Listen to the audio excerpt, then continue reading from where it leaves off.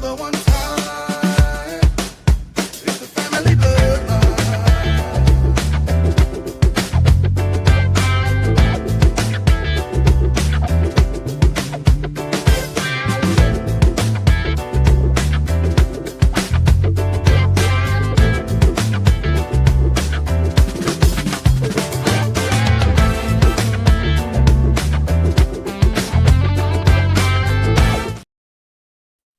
And he makes it just in time. What's All right, going yo, Rick, I can't say you want to see Pete time. What's just in the nick of time? just in the nick of time? What they say Ju- about the skin of your teeth. Right, right. Gentlemen, how is it going this new year of 2025? Man, I got a story to tell y'all real quick, man, about something that Ooh. happened to me at the gym here at my apartment complex. Okay. Long story short, I was off work because RIP, my homie, Jimmy Carter, passed away. He lived a long life. 100, JC, 100. He got 100 of them in, didn't he? hey, man, he took the whole century, bro. So I'm going to the gym. I walk in, it's me and another guy. We do the nod. You know the nod you do. I get on the bike for 10 minutes, stomach got the bubblies. I go to the No, bathroom, of right? course. Go to the bathroom, in the one door, and you know how the toilet always has another door. Go in there, I sit down, and I'm chilling. I'm on TikTok. I'm gonna join TikTok before they ban it, right? I hear the door open, boop, boop, close, right? So I give like a notary flush, like, hey, I'm in here, flush. Right. It's quiet, nobody here. Right. Bruh, tell me why this dude opens the door to where I'm Man, sitting there. I'm man, like the fences, bro. Shorts and underwear down by my ankles. not And today. he sir. stares at me like this. 1,002, 1,003. After 3 seconds, I'm like, close the fucking door. Right? Oh, my bad. And he closes now. In my mind, I'm trying to figure out, did he think this was sexy? Does he have some type of weird, shitty fetish? I don't know, bro. I was scared. So I got up, finished my business, washed my hands, walked my little behind back to the apartment, bro. That was Oh, trying and it happened at the to apartment avoid complex? Jimmy Carter, and that's what happened to me on Jimmy Carter Day. It happened at the apartment complex too. At the apartment complex gym. I'm not going back there. In fact, the very next day, I got a membership at the Goals right up the street. You sure you safe? I mean, I walk around clenched. All right, I'm just I saying. walk around, make sure it's tight. Ain't nobody getting me, bro. I'm good. I'm just saying, homie might followed you back to the crib to just see where Hey, you man, is, where you live. we gotta throw down, bro. Throw these paws. That's hey, you're not getting the goods, man. This that ain't happening. Like I'm like, that's the weirdest. I've accidentally walked into somebody. If I see a shoelace, bro, I'm closing the door. Instantly. Quick, yeah, absolutely. That's my weekend, man. Tormented. Yeah. What about you, Rich? How have you been? Oh, I've been fine. Yeah. That's What about you? that's it, huh? Yeah, nothing. No, you ain't got no booty bandit stories, or Not like that. Booty warrior. We can do this the easy way or the hard way. Hey, one way or another, it's gonna get got. Yeah, I'm good, man. As well, I just tired this evening and waiting to graduate this next class. So Hey, man, dropping knowledge on those jokers, man. I like it. yeah, we got a good class in. We've had some good good issues. I struggled. We struggled a little bit because of the weather that came through here, but perseverance shows a person's character, and these students have persevered, and I'm proud of them for that. And their scores have continued to increase. They take the last test tomorrow, and then Friday they out, and I get to rest for a day or two. Then I'm flying out to Cali. So Okay. yeah. And so, well, I forgot I said I was going to do this. Yeah. Wait, it's off rhythm. Okay. All right. Yeah, that's transition music. Transition. So let's get Okay. into it. So tonight the main topic is going to be Pete Hegseth and the Senate confirmation hearing, but I don't want to pass up or pass over um uh President Biden's farewell speech. I don't know if y'all caught any of that. I did not catch it. No. What'd you think about it, Rich? Well, I'm gonna be honest. I was watching Chris Cuomo's show, and I watched it on that show. It was on all the networks. It was on, cable. And Bill O'Reilly and Stephen A. Smith talked about it. Neither one was impressed. And, it's a shame that he's leaving the way he is. If he knew he wasn't able to run the country or run for re-election, he should have never been acting like I want to run again. Thank And you. if he got forced out, unfortunately, by the Democratic Party, then say that. And it's a good day because some of the hostages from Israel are being returned. Some of them, I think, the ladies, women, the elderly, those who are sick, they're being returned. He should have highlighted that. All the rest of what he said, people I don't think really want to hear from, because he's acted like when he said, I think on June 21st, I'm not running again. I decided to nominate or suggest that Kamala Harris, my VP, run. He hasn't said much since then. Mm-hmm. So people were like, we really don't want to hear from you because we don't think you're able to run the country. But yet, when he goes quiet, people were mad about that. So I think tonight, if he was going to really do something, he should have probably went to Israel and celebrated with them, because today is a big day. But I disagree. Maybe we're not being told the whole story about Israel. But if somebody comes inside your country and grabs some of your people because they're mad because you haven't treated them correctly, and now you're negotiating with a terrorist organization called Hamas, I hate to bring up this person's name, but President Reagan years ago said we don't negotiate with terrorists. So everyone has an opinion about, is Hamas really a terrorist organization?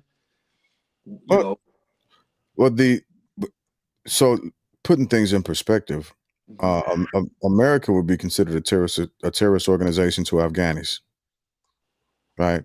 Yes. So it's all a matter of perspective as well as propaganda and how the people in the country actually feel about the countries that are there, either on their behalf or against their best interests, and that's what shapes it. So we can always feel like we're the good guys, but history usually tells us the truth, because I don't know if we can say that definitively about Vietnam at this point in life. Well, they say winners in wars get a chance to tell the history. Oh yeah. History is about a winner for sure. But what I do know is this: if I'm Israel and I feel I'm totally justified, I'm not negotiating with you. I'm coming to get my people, and I'm taking you completely out. Period. Yeah, and I'm not asking anybody to do it. I'm saying if I was Israel and you came and grabbed some of my people, we're coming to get you. Now, maybe someone was able to slow Israel down. Maybe they said, well, we don't want to all die right now. Okay. So now you want to piecemeal this. All right. So this temporary peace that you have right now in stage one, I think it's like 2 or 3 different stages. So stage one, let's kind of slow down the fighting. Stage 2 and 3 are yet to come. So if I'm President Biden, I think I would have really addressed that. But it should have never gotten to that point, because you're letting this new president-elect, former President Donald Trump, come in, and he's telling people, you better clear this up before I get back in there, because if you don't, a lot of folks are going to be unhappy.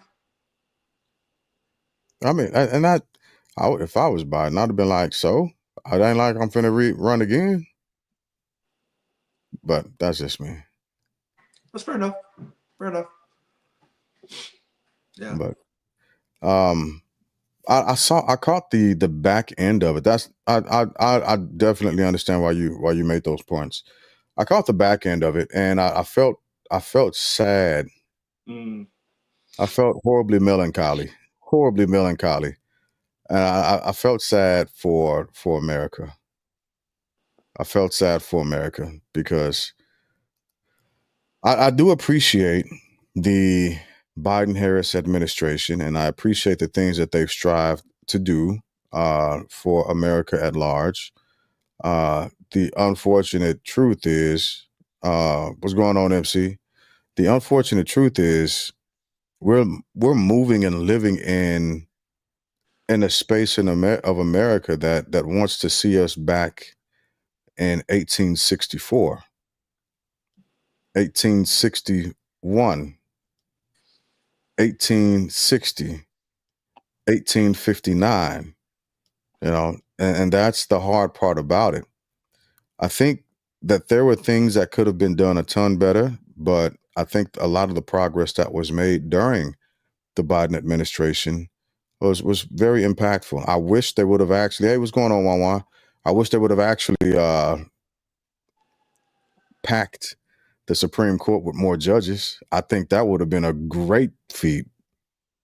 I think that would have been politics at its finest. He didn't have that chance. Oh, he absolutely had that chance. He absolutely had that chance. So who when? Because none of the Democratic justices wanted to retire. Oh, no, not to waiting for a justice to retire, but to add seats to the actual Supreme Court. Where would the votes come from? I don't think they had it in the House or the Senate. Yeah. I'm gonna go back and look at it, but at one point so. he was able to actually do it. He could have done well. He was able to move at it. He could have moved at it. Okay. But I think they missed an opportunity, a golden opportunity. I think go ahead. That response about some people in America want to go back to 1861. I think there's some truth to that. My question is, how much did the woke movement make certain people who came from Europe, your ancestors who came from Europe, did the woke movement push them over the edge to where they wanted to just run back and grab anything of the past to make them feel comfortable because they feel like maybe I'm getting replaced? Absolutely not. I think that I think they were just yeah, I know I got Mandy calling that. I think they were looking for a reason or an excuse to act up. And they found one. And they hung on to it. And they clung on. What you got, Deuce? I got to go with Rich on this, man. I think for every action, there's an equal and opposite reaction, right? It's physics. I think the woke movement pushed a lot of these conservatives too far to the brink to where they had to come back fighting. I mean, let's be real. If Obama was never elected president, do you think Trump would ever been elected? I don't think so. No, I agree with you on that point. I agree. Not that I'm telling Obama too woke, right? I'm just saying that was one reaction to another. And then to Rich's point, man, I just heard about something the other day, the 1792 exchange, right? It's the exchange describes its mission as a nonprofit group to develop policy and resources to protect and equip nonprofits, small business, and philanthropy from woke capitalism. That's on this page, man. And when you hear all these congressmen and senators speak, a lot of them were saying that they're coming out trying to fight against wokeness, which we know to some degree is another term for melanin, and another degree is a term for certain ideologies, right? Yeah. I'm with Rich, man. I think with the movements like BLM, look at the stuff that they're attacking. They attacked BLM, affirmative action, abortions, which they try to put on Black women. Would you look at the numbers? We know who really gets a lot of them. That might be a duplicity with that one. a lot of the things that they're attacking, man, are things that the woke movement fought. DEI. That office doesn't even exist anymore in Congress. Yeah. McDonald's poured out. So I got to ride with Rich on this one, man. I think a big piece of that reaction, the red wave that finally came, is due to the woke movement. And I will also say I'll place some of that blame at the movement itself. I think it was a bunch of different disconnected movements that fell under that umbrella that had no agenda to get into Congress. Like the civil rights movement. We reached out and found federal politicians that's roll with us, man. The Tea Party movement, they copied us and did the same thing. Yeah. The gay rights movement, same thing. They knew to get to the White House. For whatever reason, since the civil rights movement, we have been unable to do that. And so I'm glad you said that. So every action has a reaction. Yeah. And that takes physics, right? That's energy, E equals MC squared. But what I'm saying is there was never a point in American history where that energy wasn't there. So it's not a reaction. It's a continuation. It's fan of the flames. Yeah, it's energy it was energy that was already there. It's not something new. You don't think that the woke movement added fuel to the fire? I'm not saying that it didn't, but I'm saying it's not a direct reaction. I think it's just something that was already there. Again, this is America. Hatred is our brand. Yeah. Yeah. Right? Yeah. Well, listen to this. I'll see if I can say this really quickly. The woke movement, we know that's about black folks. Black folks saying we want to have respect in the workplace. Give us a chance. Okay, we've been saying this from the time we got over here. Yeah. Now, that transgendered, where you have boys being born as boys, wanting to become girls and play in women's sports, that really hurt us. Because this is where a lot of black folks would agree. If you're born a boy, but you want to be recognized as a girl, that's fine. But you can't compete in women's sports. That's a no-no. So a lot of times when the conservatives are talking about the DEI, they're referring to that transgender movement. Second part, when conservatives are going up in arms about DEI, it's so funny that when that court case went to the United States Supreme Court, and the Supreme Court said you can't use racial quotas for college admissions, and all the conservatives were really happy about that. Okay, that's fine. But yet, the Supreme Court would not rule that you couldn't use racial quotas for the military academies. Yeah. They don't say anything about that part. So you got half of what you wanted. But when it came to the military and people dying for the country, you want to make sure you got some minorities up there in leadership to die, to lead. You want that because you want a diversified, quote, military. So the United States Supreme Court kept that going. Yeah. But they don't talk about that. They leave that part out. So with Pete Hegseth, I tried to watch some of the stuff that he was talking about. He doesn't believe in he, she, and they and all that. I don't either. This is where Pete Hegseth, huh? You hear the transition? All right, you hear the transition. We're gonna rock with it. That was the transition. Yeah, I like transition. Yeah, that's why the music came in. Okay. Okay. It's an adjustment. All right. So, Pete Hegseth, could he be deemed as someone who wants to return to the racial past of America? Possibly. But when he speaks out against, quote, the he, she, and they, he's not wrong.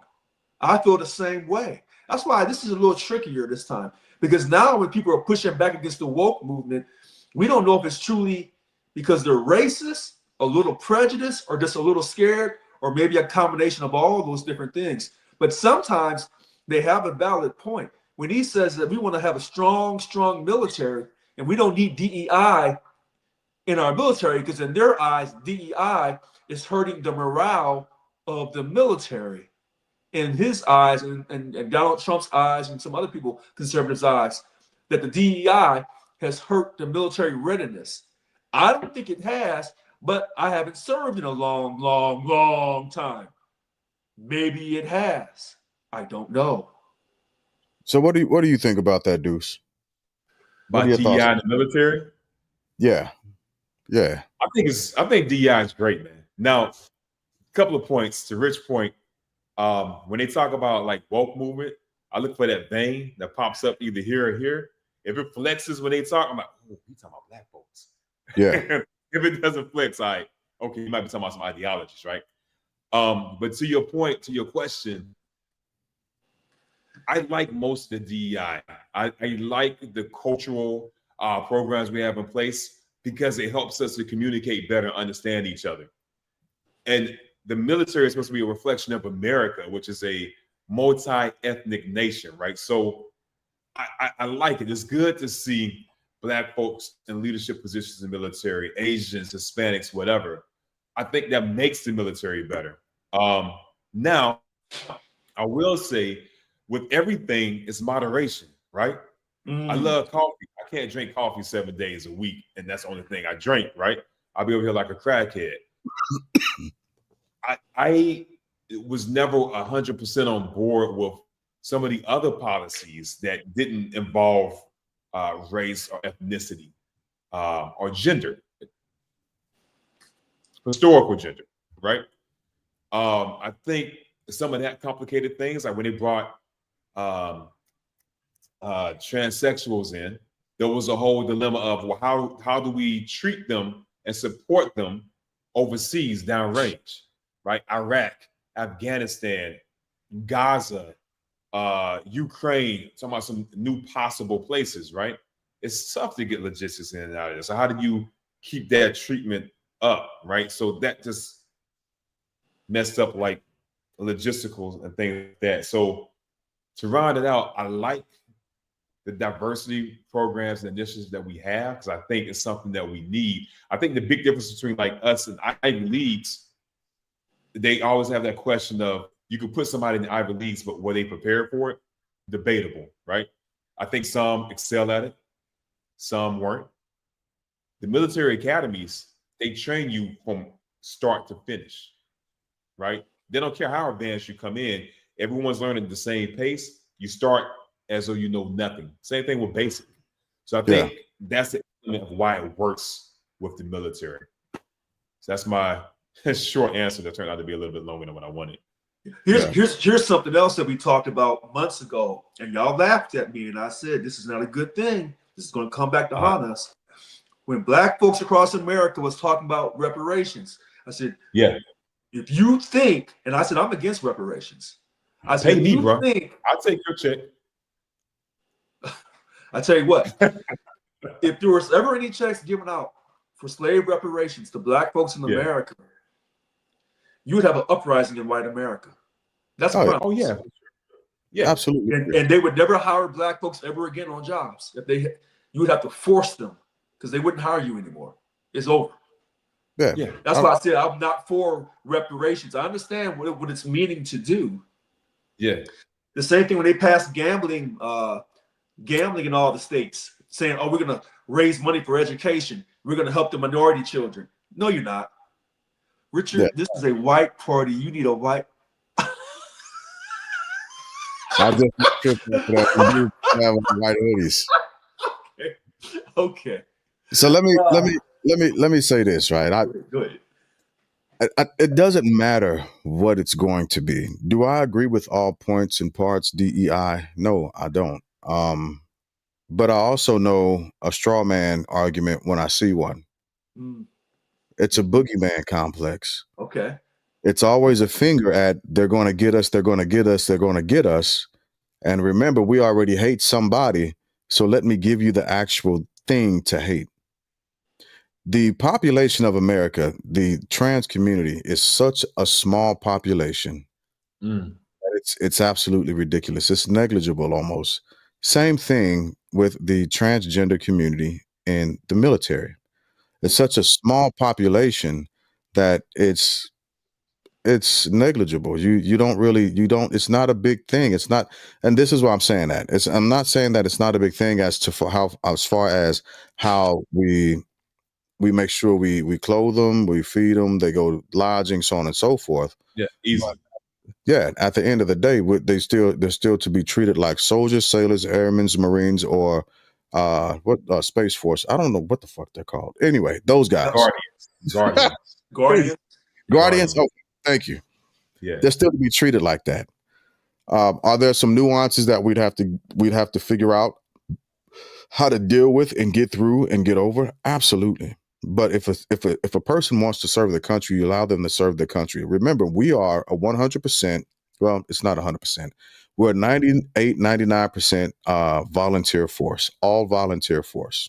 So when you insert a movement of separation, hate, isolation, you're removing a segment or bodies from the military that we absolutely need at this point in history. We need them. We're not doing well with recruiting. We're not doing well with retention, and we've got a lot of different fronts that we're probably going to be faced with within the next 5-10 years. So we're losing bodies. What, like in combatives, the saying goes, "Who's the Well, first? Who wins the fight?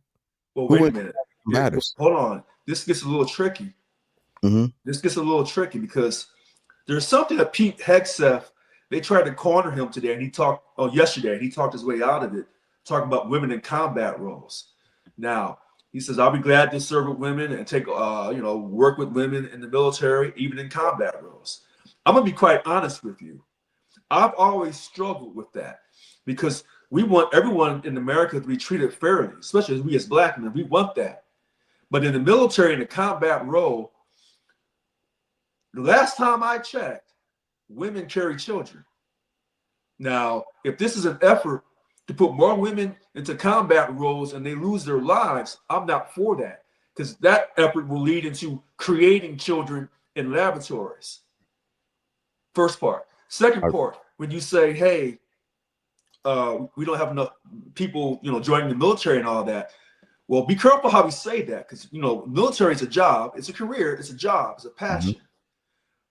With AI on the rise, I can see Elon Musk saying, let me build 1,000 robots and we'll take our chances with these drones and these robots. We won't need American men and women to join our military. We'll do what we want to do and bypass them. Yeah, and so part of that's already in the works. But okay. what I'm saying is, when you disenfranchise a segment of people to join, you're hurting numbers. Like again, in combatives, it's not the person who, especially when you're doing combatives and you're fighting for a war zone, it's not the person who can roll the best. It's the person whose buddy shows up with the gun first that wins the actual fight. Right. That's what we're looking at here. We're looking at how many guns, how many rounds we can have downrange, effective fire, lethality, so on and so forth. Again, I know we're going to have to fight through. Well, they're going to have to fight through some issues or concerns about how to actually integrate that process. But to your point, there is a point that I do agree with Pete Hegseth on, and that is if a person, regardless of gender, wants to join a specific MOS, they have to meet the standards, every jot and tittle, be it Rangers, be it Green Berets, right, be it 11 Bravos, be it 13 Charlies, so on and so forth. They have to meet those standards. There can be no left or right parameters. If it's the standard for the 18 to 25-year-old, then that's the standard. Everybody else, if you don't want to meet that standard, well, then you go into an MOS that you will have the ability to pass the ACFT, meet the standards. I agree, and I think that's going to be stressed. But I also believe that the idea of women in combat roles, my gut tells me that Pete Hegseth and a lot of conservatives don't like that. I'm not a conservative, nor am I a liberal. I agree. But, I don't want women to say, oh, well, Richard, you're being sexist. We want to die for the country just like you. Yeah, but you're the one that carries children. I can't carry no children. So we really need your help. We really got to protect you. In fact, I thought that's why we were fighting to keep America free, to protect you, to have more kids. But maybe I was wrong. What you got, Deuce? Yeah. No, I'm torn. I'm torn. But I'm like, out of the military. I'm a Huh? veteran. I'm not actively serving, so my words can't be held against me. So, You read between the lines. oh yes, I see the look in your eyes, both of y'all. So And I you're right. like. You're right. I think. I glass to one of your points when you were talking about, on the one hand, recruitment, and you talked about how small the transgender population is. I think whether catering to them or not, it's not going to fix like recruitment in the military, right? I agree. Pay's trash. Patriotism's down the drain. It's become politicized. So I think those are the two big arenas there. Women in the combat zone. I think about football. Football is a physical, tough, hard game, right? Physically, you wouldn't want to have a woman being like your linebacker, your O-line, things like that, right? A kicker, possibly, maybe some other roles that some women could excel in. I'm not sure, right? But it would be tough to have a team of men in the football field, a team of women on the football field. You playing NFL rules. It's going to be tough. So we talk about like combat, front lines. A lot of it, maybe that's a terrible analogy, because now war is more shooting, it's more drone work, things like that.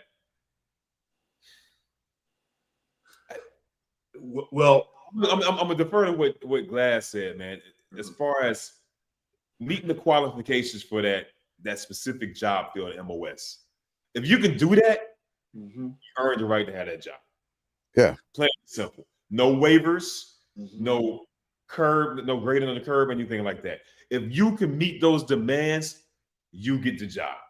Plain and simple. That's what it comes down to. Because there's small dudes that are able to meet those demands and still are able to do the job. Yeah. So I think that's what it boils down to. Yeah, for the listening to the way I can understand what Hegseth was trying to say. I can understand what he was trying to say, and at some points I can meet him where he was when it comes to women in combat. I was with women in combat zones, right? So my clerk was a female in the combat zone. The unit that I was with, truck drivers. There were women that were driving the trucks in the combat zone. We were on the most dangerous route in Iraq, the Hershey bypass, and we did it a lot. I was in the transportation unit when I was in Iraq. So the overstatement of women being in the combat zones is a scary notion. It's very similar to saying TikTok, the Chinese are stealing our data through TikTok. I think it's a whistleblowing moment. I think it's a move to throw an edge on the emotional aspect of what women are in the military or what they actually do. Unfortunately, like all three of us are vets in our own right. Two of us still active, and Rich, you served. You served with women also, and so we know full well that women are capable of holding their own in certain places. I agree that like the down and dirty 11 bang bang work, unless that woman is pushing to those standards the same way those young fellas do and meeting the mark, like you were saying, like you were saying, Deuce, no waivers, no grading on the curve.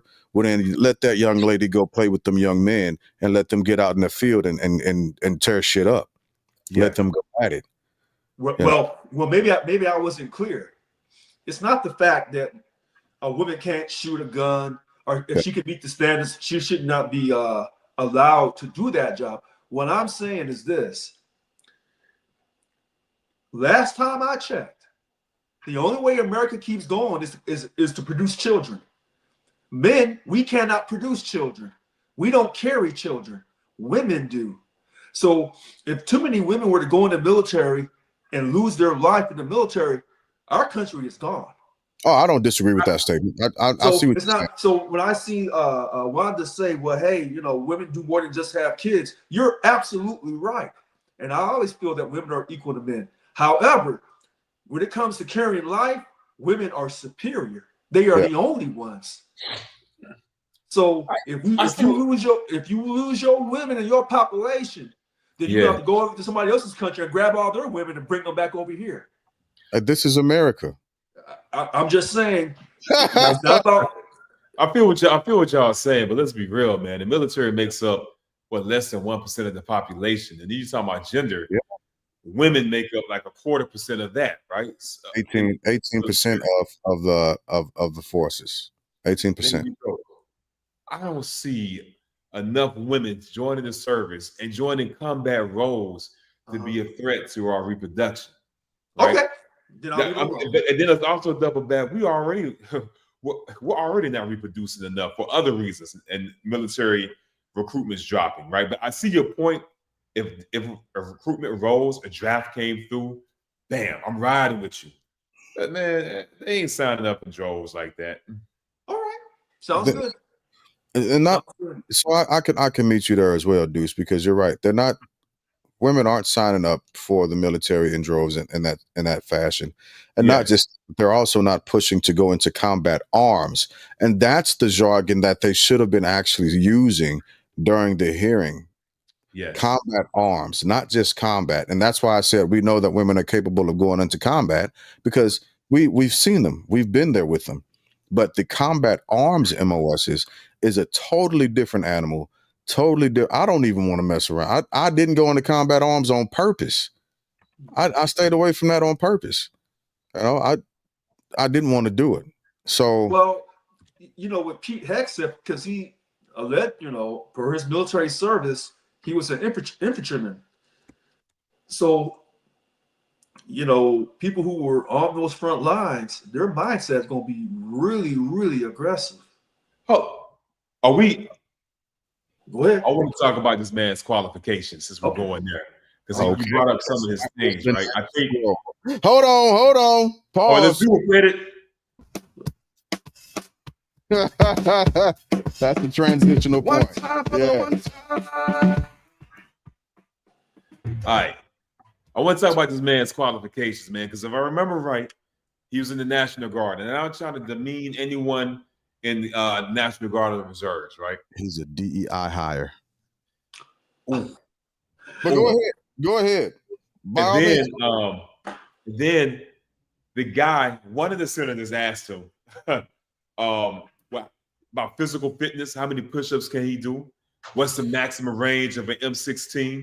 Things of this nature. And once he got done with that basic line, board member questioning, he said that you have the total knowledge of the warfighter, and I think that you have the qualifications to lead the Department of Defense. If that's the case, I could go out here and pick any E4 that's been to a board can answer those same questions, man. So my thing is, because who's up there now? Austin, right? General Austin. Lord Austin, who's a beast. He excelled, right? Lord Austin. Yeah. We're going from him, a GO who has to go through numerous levels of training, experience, situations, running joint enterprises. Take that job. Now we're taking a guy that was a news commentator on Fox. I think his highest rank was major. Okay. Just above company commander. He never even made to battalion commander. Did you say he was still in the ranks? You said he was still in the rank. You said he was still in the ranks that they were given? He was what? Still in the ranks that they're given? Yeah. So my thing is, if you never in the military dealt with the higher echelons, and outside the military, you never dealt with the higher echelons, who are you?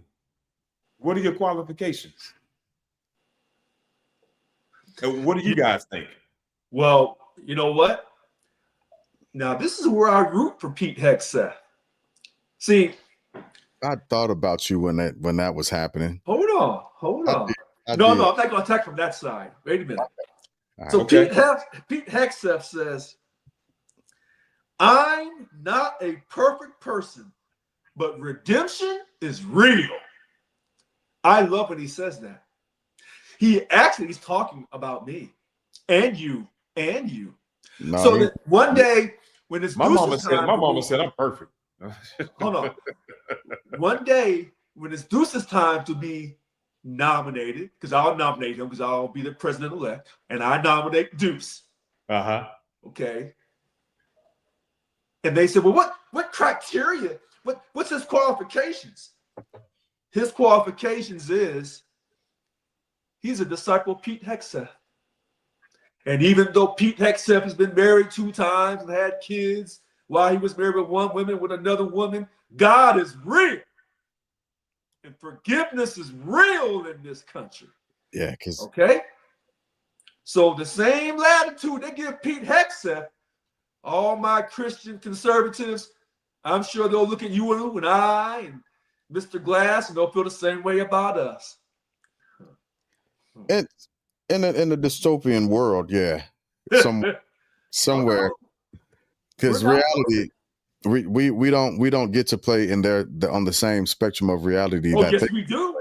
Because God has no respect of persons. Because But the last clearly- time I checked, the Christian conservatives tell me in the New Testament, oh gosh. but clearly, I hear somebody talking to me, and it's like a cat, and she's talking to me.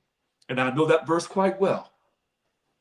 No respect of person. So I'm on the same page she is. And the Christian conservative says, you're on the same page, same verse. So if we allow latitude, so in other words, since President-elect Trump is going into the White House as a felon, I don't understand why jobs still have criminal questionnaires. I don't understand why they have that felony questionnaire. All that should be removed now.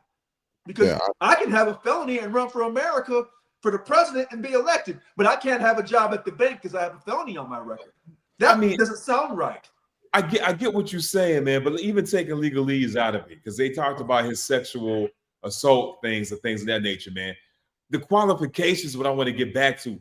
My boy can't even name a single country in the South Asian nations, the world, man. Yeah, ASEAN. And what was funny is he thought the senator was asking him or mispronouncing the word Asian.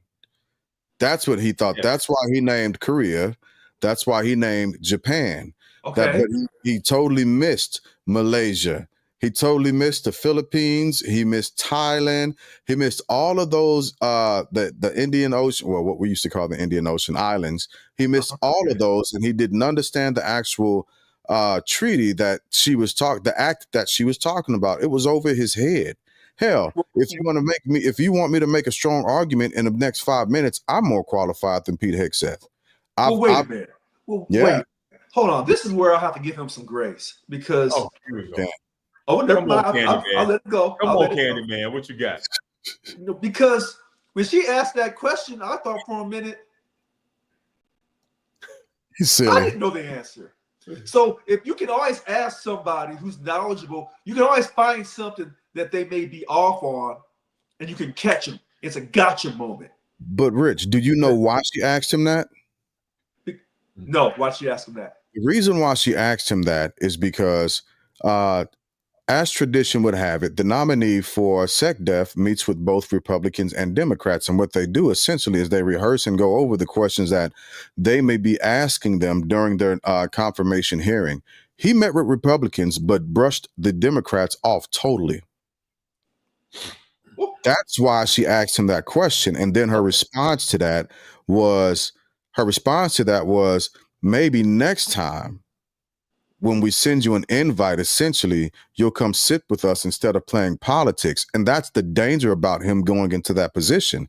He's a loyalist. He's not a constitutionalist. That's what Trump wants on his board. And Rich, to your point, if you're in something, you're the head of an organization, you want people aside you in your organization that are knowledgeable in their roles and jobs so they can support your weaknesses and enhance your strengths, right? Trump just wants people to think he's God. Pete is not qualified. Not only did that one, he couldn't name one single DOD policy, man. And when he was asked pointed questions about different things, he gave these broad, vague answers to cover his ignorance on it. So well, wait a minute. Yeah, you're not wrong, but loyalty versus someone that's going to stab me in my back. See, there's a line that, the first time he was in the White House, he got stabbed in his back. They were stabbing him in his back, and he said, "This time, if you ain't giving me your loyalty, you're not rolling with me." And the funny thing about it, the American public backed up Donald Trump on that mindset. I can't argue with that because they did, but I will push back on you're right. You want people who are loyal. Yeah. You want people who support you. You also want those people to be knowledgeable. Well, wait a minute. This is where Bill O'Reilly was saying that, I think it was Bill O'Reilly, that Trump has an inner core of people. Where do you see him at? Who? Bill O'Reilly. No, when I watch Bill O'Reilly or Chris Cuomo, when I watch CNN, somebody was saying that he has an inner core of people that has the knowledge base, and they will direct all his heads because he's not taking a chance this time. So is that what you want, Rich? Like you want a shadow government, pretty much, to direct people that you put. Oh wow. Departments. So Pete, who, according to this hearing and his interviews, does not possess the qualifications to be SecDef. That's cool. He's loyal. I got Bob over here who's going to whisper in his ear. Well, wait a minute. When President Obama ran in 2008, he didn't have no qualifications. Hillary Clinton was more qualified than he was in 2008, but he still won the election. He appointed qualified people to key cabinet positions. Yeah, there's even a huge. Who didn't agree with his policies. Right. Wait a minute. That's true, but look at it from Donald Trump's perspective. He said he got cheated in 20. He got cheated or not, he feels he got cheated. He ain't backing off that. Okay. He says all those court cases were a witch hunt, and all those federal cases have gone away now. And these other state cases, he'll get them appealed, or they'll go up to the United States Supreme Court, and he'll probably get out of that because you can't have precedent of a convicted felon being in the White House. So he wants people who are going to back him up, who are not going to turn on him. And he's hoping that he has other people knowledgeable enough to help him run it. And the reason why I look at it from his perspective, I'm not going to give you or Mr. Glass a chance later on this year to say, "Richard, what the hell are you doing?" Because I'm going to be faced with the same situation. Sure, but here's the difference, right? Understanding the traditional role of the Secretary of Defense, understanding that role, and understanding that at the end of the day, he is the number one advisor to the president on all things military. He or she, right? Okay. So to send a person in there with absolutely no qualifications, not just a little qualifications, but no qualifications. I've supervised more soldiers than what he had. He was asked a question about acquisitions, and he was lost. He was lost. Now we're talking about, again, just a quick 2-minute qualifications that where I will beat him out at. I can take 2 of my evaluations and show where I have literally managed, supervised, and maintained more equipment, money, and personnel than what he has during his entire career. So if he's qualified to be SecDef, I'll take any Master Sergeant, I'll take any Sergeant First Class I'll take Sergeant's Major that has that actually has relevant backing to their career and put them in that situation, since that's all it requires at this point. I don't need a person who's been a general officer that's commanded hundreds of thousands of troops. I don't need that anymore. I don't need anybody who has had to go through 2 JAG officers in order to make sure that what they're doing, saying, and presenting is correct. He has literally no idea of what the SecDef seat is supposed to do, be, and feel like. He's just he's a jump off.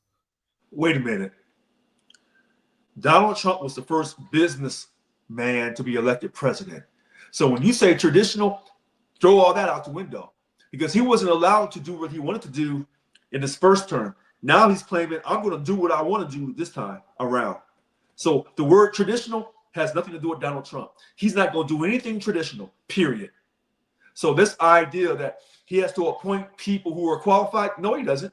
No, he does not. There's nowhere in the Constitution. There's nowhere in the Constitution that says that you have to be qualified. Well, wait a minute. There are certain rules to run for the president and Congress positions.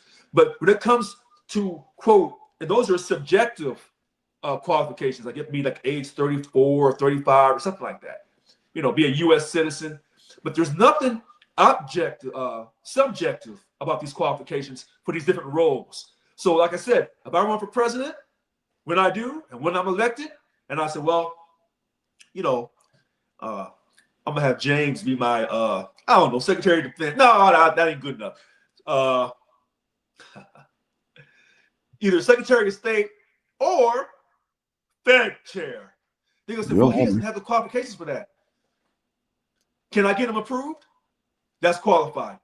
In this country, you don't have to be qualified to get a position. No, you don't. It's who you know. In this, I'm not disagreeing with you, but what I will say is he has not thrown out tradition. The tradition of hate is continuous within all of the nominees that he's pushed forward. He's maintained that tradition, regardless of their knowledge base or not. He's maintained the tradition of hate, propaganda, and the art of the spin. Wait a minute. Both parties are guilty of this. I'm not saying they are. I'm just talking when the Pete, party that's there in the spotlight. Hold on. This is fantastic. I didn't even think. Your volume left. Your volume. We can't hear you. Yeah. No, you still your lips are moving, but there's no sound. We can't hear you. Can't hear you. We can't. Can you hear us? Can't hear you. Can you hear me now? There you go. Yeah. All right. You're back. Oh, I'm back. Sorry. So we're talking about Pete Hegseth. Hegseth. If we go back to Biden's administration, Pete Buttigieg. We got two different Petes. Neither one is qualified. Pete Buttigieg wasn't qualified to be the Department of Transportation Secretary. No, he wasn't. No, he wasn't qualified. But it didn't matter. He was married, outspoken. He's gay. It was an important position. I guess that was a DEI hire for the gay community. I don't know. So a lot of times in the U.S. government, people get jobs that they're not qualified for. That's just how the game goes. So if the Democrats had won, they'd be doing all kinds of stuff. But the Republicans won, so now they're gonna do all kinds of stuff. Both parties are guilty of the same thing. And I'm not saying that both parties aren't guilty of the same thing. What I will say, however, is I agree that generally speaking, there are positions that you don't have to have any legit qualifications to be in because the people that you maintain are smarter than you, and it's going to be successful. It's not. The SecDef is not the same type of position to go into without having at least some type of global understanding of what the campaigns, the wars, and the acts are supposed to be. No, it's about who do you know. It is about that. I'm just saying that the SecDef position is different than the other politicized, especially since you're supposed to be you can't be part. You're supposed to be, regardless of if it's Democrat or Republic. You're not supposed to give a damn about either one of those, and that's why the SecDef seat is different. Hold on a second. Nope, I disagree, and I'm gonna tell you why. Mm-hmm. The law should be the law, but when it comes to the United States Supreme Court, if you're a Democrat, you're electing Democratic judges. If you're a Republican, you're electing Republican type judges. So regardless of how the law is written, because of their mindset, that's how they're going to interpret the law. So if it happens at the Supreme Court level, it's going to happen at all the other positions as well. It's who I like, who's going to back me up, who's going to do things. Listen, maybe the best move that Barack Obama made was his Attorney General, Eric Holder. Okay, but Eric Holder had his back. But what you just said, Name a president Mhm. who has picked a SecDef Uh-huh. similar to Pete Hegseth. It doesn't matter. It This is absolutely Donald matters. Trump you're talking about. No. Name me a president. Name me a president that talked so much stuff that people went to the Capitol on January 6th, and some of those people acted unprofessionally and raised chaos. Name me a president who did that. You can't name one. And Name that's me a president. that's part of my point. That's it's a problem. That's No, it's part not. of that's absolutely part of the problem. Not And to I the American people, it's not. no, that's because Well, that's you know my views on American people. Yeah. You know, here's Talk an about analogy to sum this up, right? The team I love to hate the most, the Dallas Cowboys. It's not even fun to hate them anymore because they suck so bad. The Right. last time they won a Super Bowl was way back in the 90s under Jimmy Johnson, Yeah. who had his No, own. Barry Switzer. Barry Switzer. Is it Barry Switzer? Yep. No. The third one was Barry Switzer. After Jimmy? Yep. After Jimmy, he came in for 2 years and he won the Super Bowl. Yeah. Okay. Yeah. All right. So two men had their own vision of how to execute their game plan and got their team to buy into it. Okay. Nowadays, right? No one would say that the Cowboys have a lack of talent. They got a serviceable quarterback, all-star Right. receivers, and at some points they got some stars on defense, right? Yeah. The issue is execution. Okay. Jerry Jones always handpicks his coaches because he wants to be the coach. So he wants coaches that does what he says. The result is never making it out of the first round if you even make it to the playoffs. Because he picked people who are loyal to him, Uh-huh. not necessarily knowledgeable about coaching football, right? So that's the same thing with Trump. I could go into basketball. The reason why the Charlotte Hornets have been crap and the Washington Wizards were crap when Michael Jordan was over both teams is because he hired yes man. The downfall of MC Hammer because he brought in yes man. Every great person or company fails when they have, and people get lost in diversity. I was thinking racial, when they have a lack of diversity of thought. Yeah. That's the part. Well, So- listen to this. Trump is hiring puppets. Oh, no, he's not. Rules No, with he's not. himself. Well, listen to this. It's going to lead to a failure in government. No, well, listen to this. I'm It's listening. funny how we were talking about DEI hires and how the Christian conservatives and the conservatives and the Republican Party hate DEI hires. Yeah. Guess what Jerry Jones is getting ready to do? What? You ain't hear? It's Prom's coming out not this going. week. Prom's not going. Okay. Prom's not going. How much money you got? You want more money than what my mom is. Huh? You know what? I'll put 50 on it. Prom's not going. 50's on it. 50. Prom's not Your going. cash app. We do not endorse gambling or betting. If you have a gambling or betting, please call the gambling and betting hotline. Hold on. I like how we I'm did a not pity paying pat on the $50. camera. I'm giving him $50 reparations. That's what I'm doing. I mean, okay. Reparations. Prom has his own way of running things. He is not going to go work for Jerry Jones, man. Listen. But going back to Trump, name one person in the cabinet that's able to stand to Trump and say, Mr. President, I think you're going down the wrong path because of my expertise. You can't That's name not one. the point. The point is What the is American people said, we trust Donald Trump. And that's why you have the U.S. Senate. So if Trump tries to put Matt Gaetz in, they were like, oh, we ain't passing him.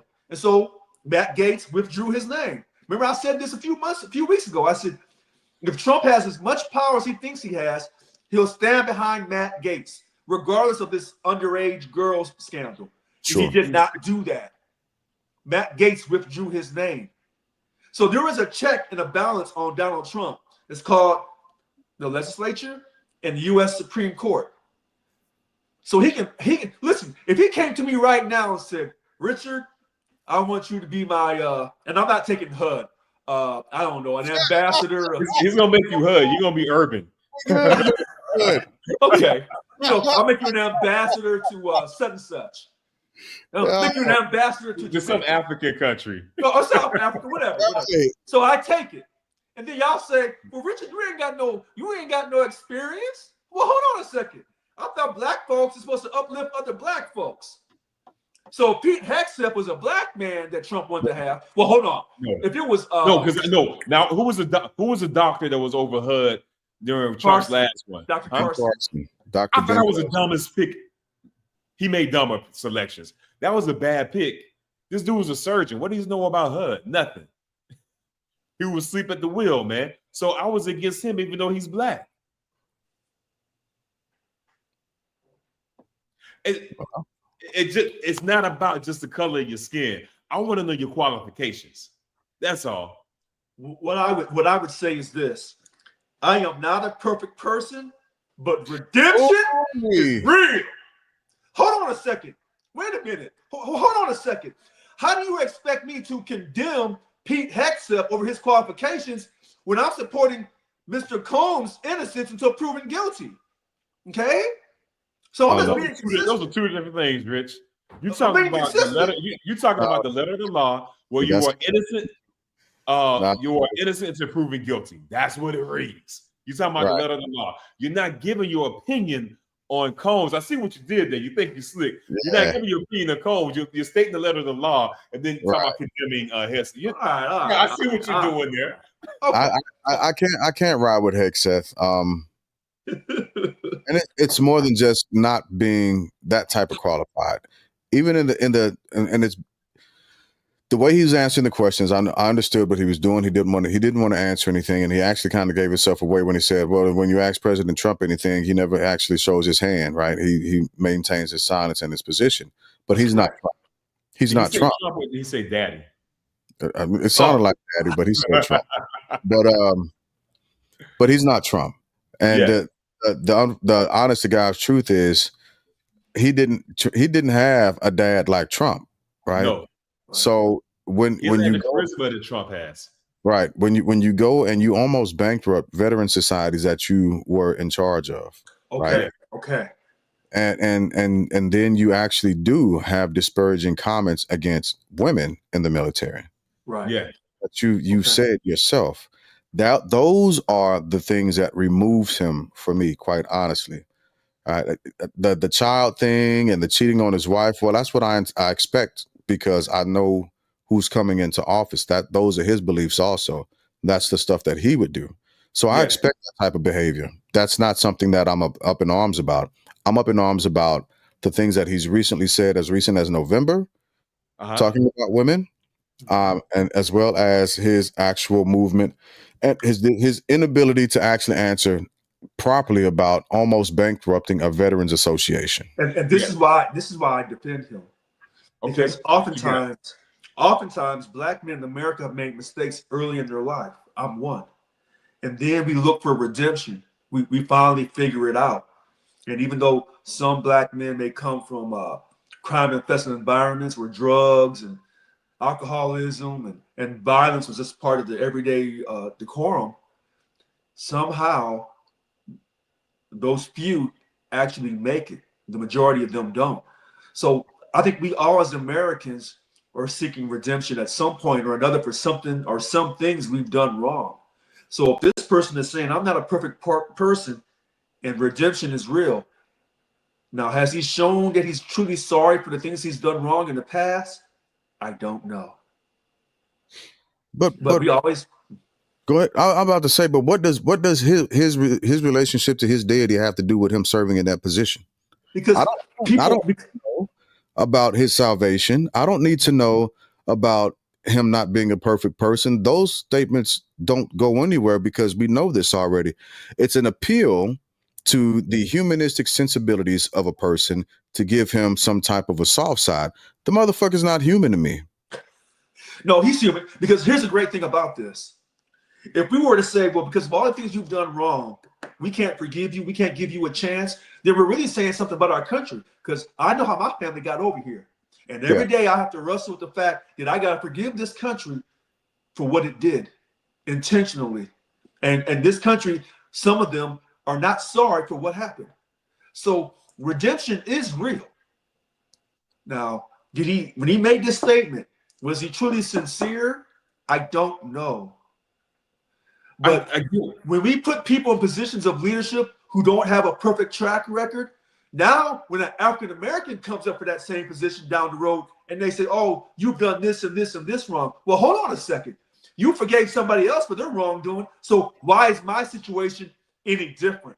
So when we put people who are not perfect in positions of leadership, now we're going to open up that position to everyone to be nominated for who may not have the quote perfect record. I love it, actually. I get what you're saying, but all right, we're talking about his character.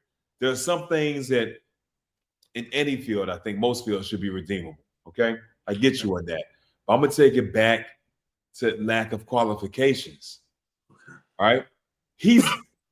They had conversations beforehand.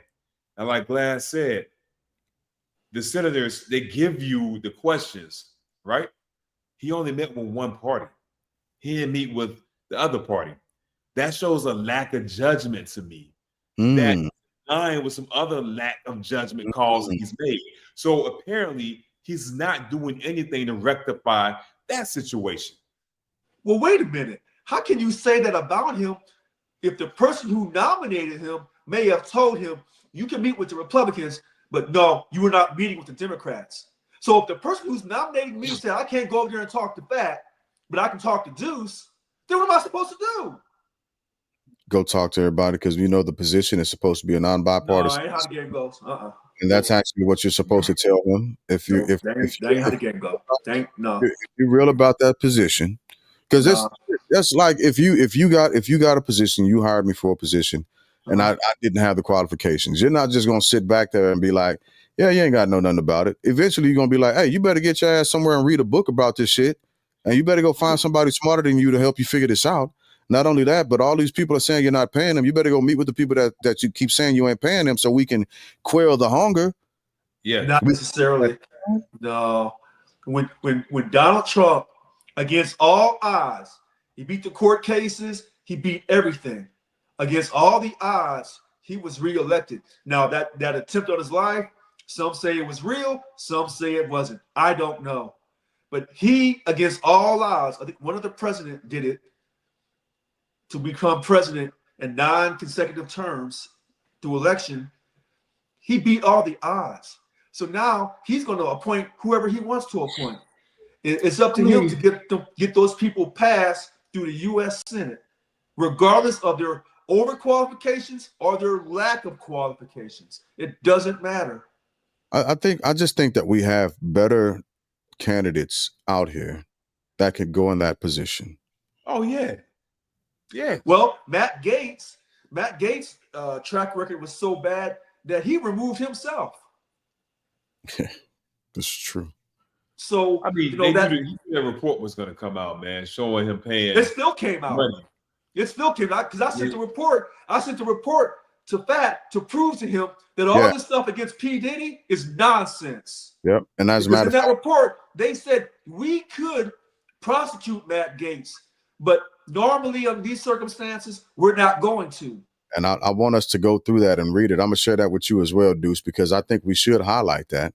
Again, that's why I was defending him from the very beginning, because I know how this game goes. They're not going to prosecute Gaetz? No. Nope. Why? Because he's no longer part of any type of Nope. At all. You know what? I can send it to you, or Fat can send you the report, and then you make your own determination. I'll send it, and we'll actually do some reading on it live. That's why I was so upset about people saying that P. Diddy was going down.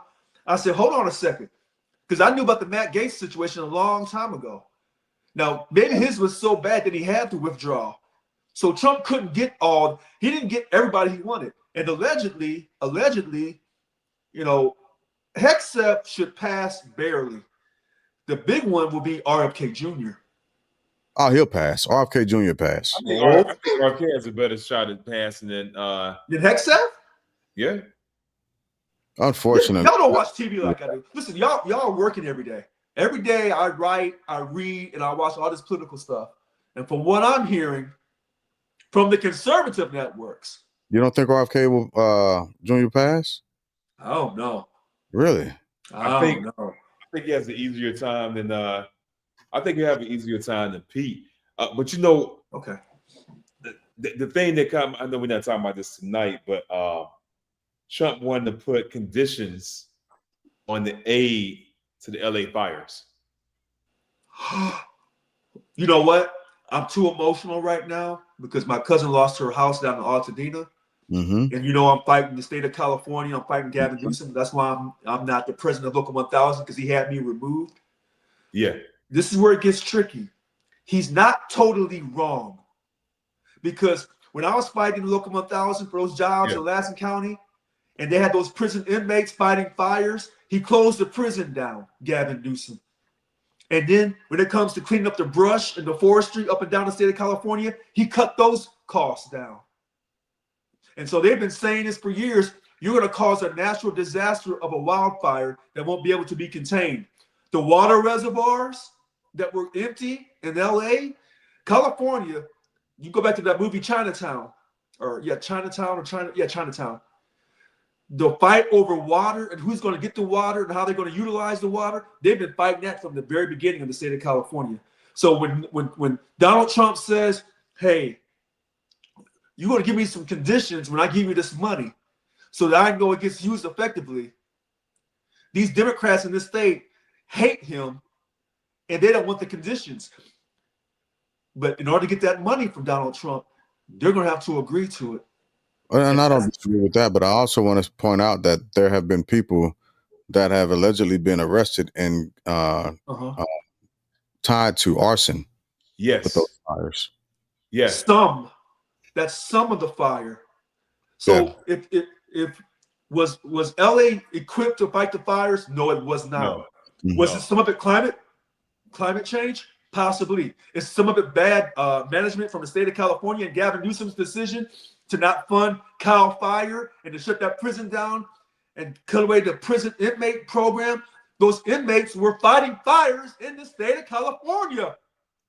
That's on Gavin Newsom's ass. It's on Gavin. It's also on the mayor in LA, right? I forget her name. Karen Bass. She screwed up too. She cut $17 million from the fire department last year. Now we see what? 17 million on my guy. And she that's the Democratic because that's the Democrats. And to the police department. So I mean, I hope they out there some flames, man. But here's my thing: you're making the people in LA suffer to put conditions on his money. I feel like you want to put conditions. All right, cool. Make that some type of ladder thing tied to a resignation, tied to a fine, something else, man. But you people are losing their property and losing lives out there. Wait, hold on a second. They wouldn't be losing that stuff if Gavin Newsom had done his job correctly from the very beginning. I'm with you, but we at this point in time right now where LA is going up in flames. Wait a minute. If you send that money, if you send that federal money, and you don't tell them exactly how to spend that money, they'll screw it up. Okay, I guarantee you, in the state of California. Go ahead. I think all three of us can agree to that because we know how California rocks, right? But the point, but at the end of the day, there still needs to be some type of federal aid sent. The reason why I'm apprehensive about conditions is because we know what they might look like. Yeah. No, not this time.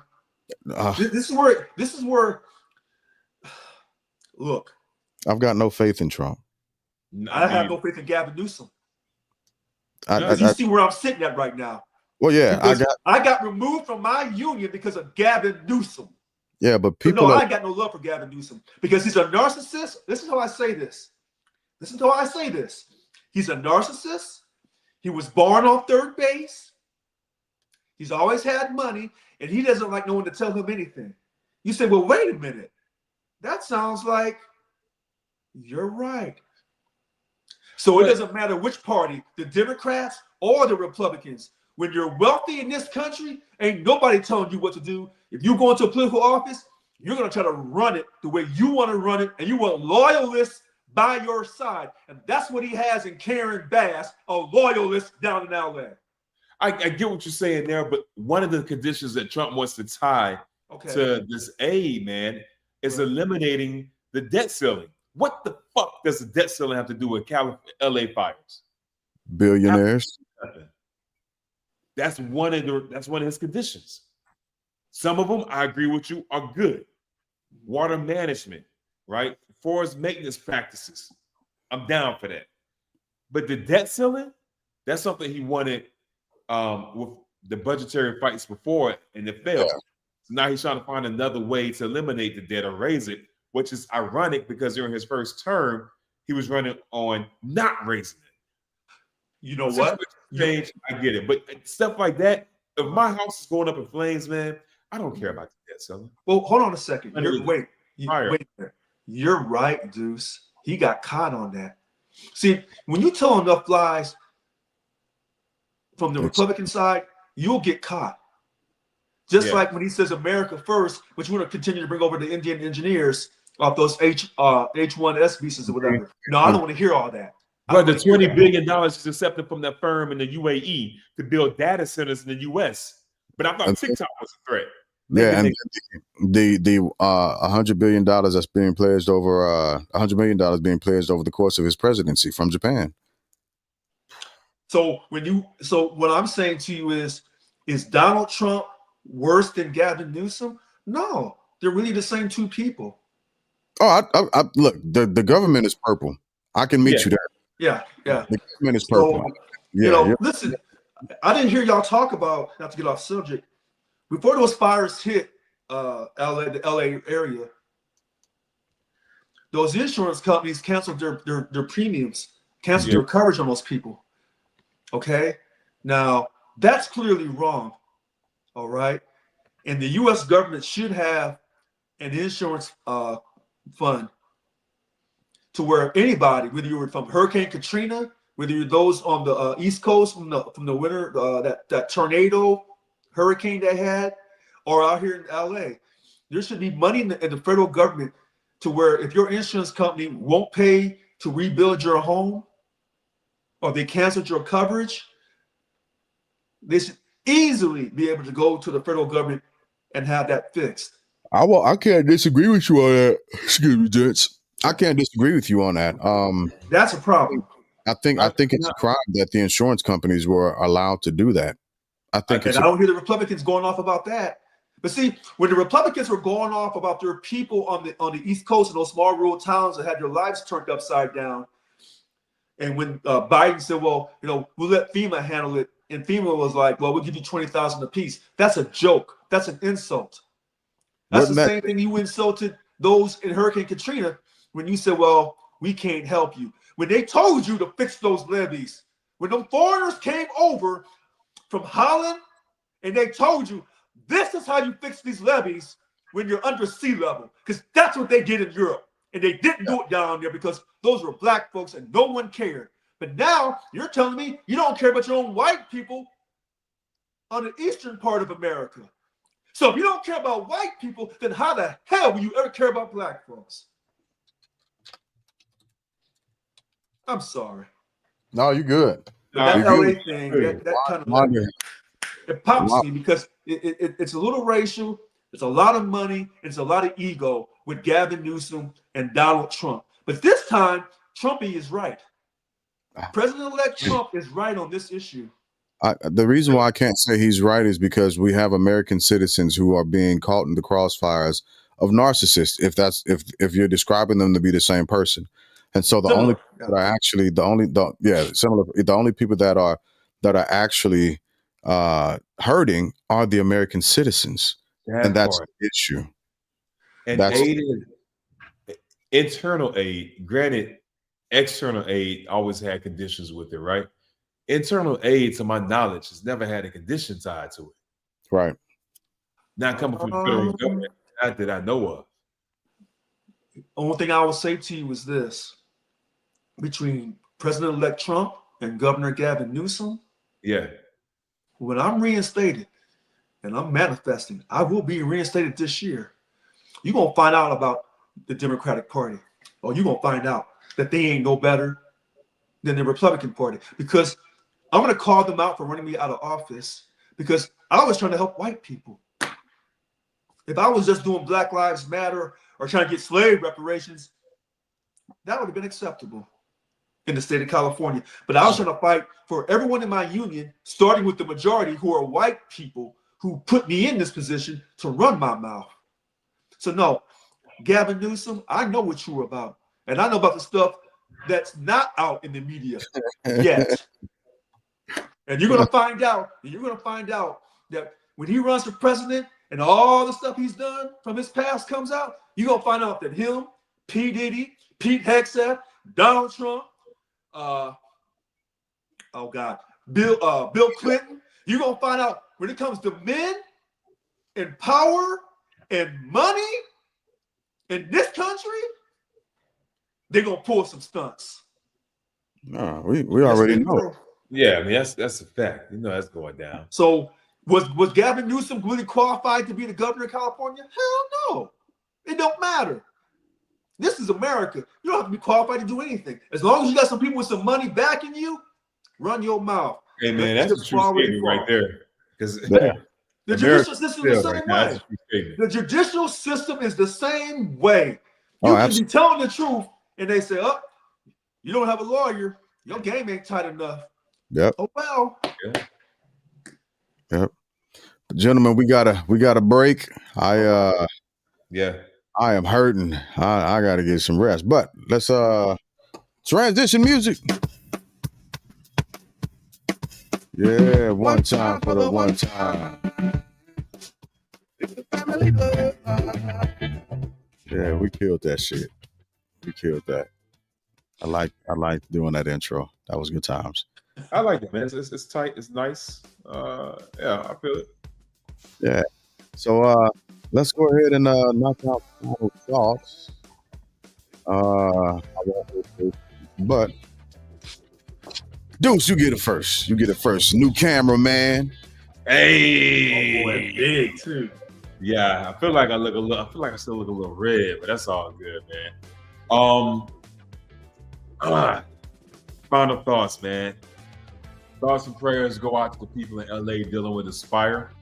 The glass, like you said, I hate that the true people in our country are caught between a crossfire between two rich white men, you know? And everyone in LA is suffering because of it, because they're making this a political game. I yearn for the days where we were more empathetic as a society, where it seems like that's far gone. Hopefully, those of us who still have that empathy and motivation, energy, and power to still get out there and try to make a change, man. That's my final thought for tonight. I dig it.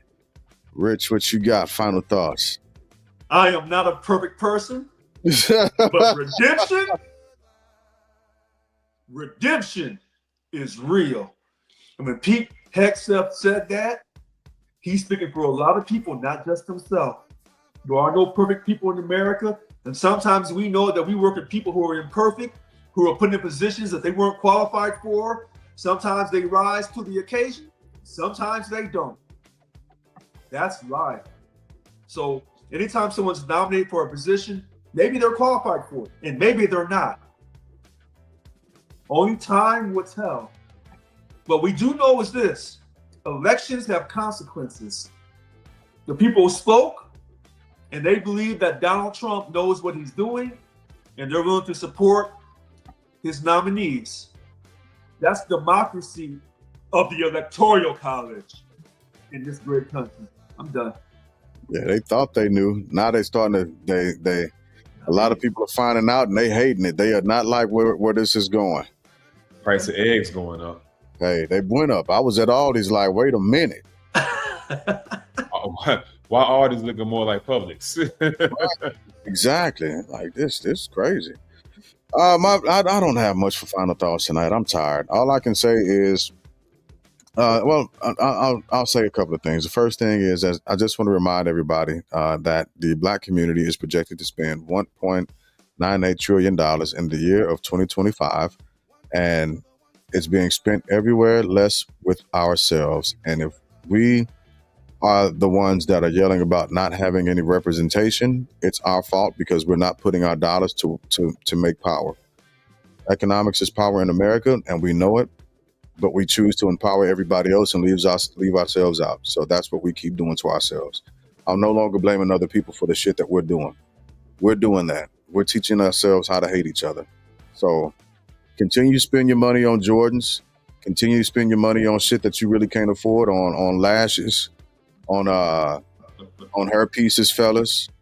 Right? Spend your money on stuff you can't afford and complaining about where you are in life. That's on us. That is on us. The second thing that I'd like to say is just honestly, just be the reflection of,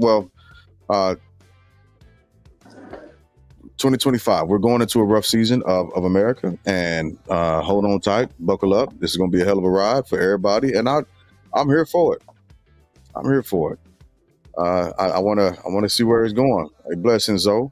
And so finally, as always, be the reflection of love that you want to see in the world, and help somebody out. You know, just with a smile or a handshake or a fist bump or something. It's always worth it. It's always worth it. And so with that being said, good people, you could have been anywhere else in the world, but you decided to hang out with us tonight, and we absolutely appreciate it, and we're grateful for it. And come continue to hang out with us. Don't come for lashes. I did it. They got lashes and vending machines, and goddamn it, I'm over it.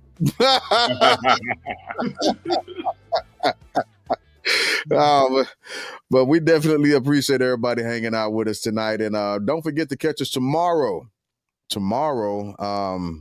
Where we have a fire ass topic. We got a fire ass topic. We're going to be talking about relationships, how relationships affect family relationships affect relationships with spouses, right? So does your family have to like the person that you're with? Should your family like the person that you're with? How that looks, how it pans out, the dynamics in between, the ins and outs, all that other stuff. It's going to be fire. We're getting into it. So come join us, hang out with us for that tomorrow night. And with that being said, thank y'all for coming out. Make sure you send the link. Yep, I got you. I got you. And that's at 7 p.m. Central Time. No. Yeah, because it's 5 o'clock my time, right? You are correct. Okay. You are correct. You said 7 p.m. Central, so it's 8 p.m. our time. Yeah. Okay. Oh, you on East Coast? I'm sorry. Yeah, okay. we on the East Coast. We on East the Coast, West Coast, Eastern time zone. Yeah. Yeah. So all right, sounds good. All right. Thank y'all for coming out. God bless and good night.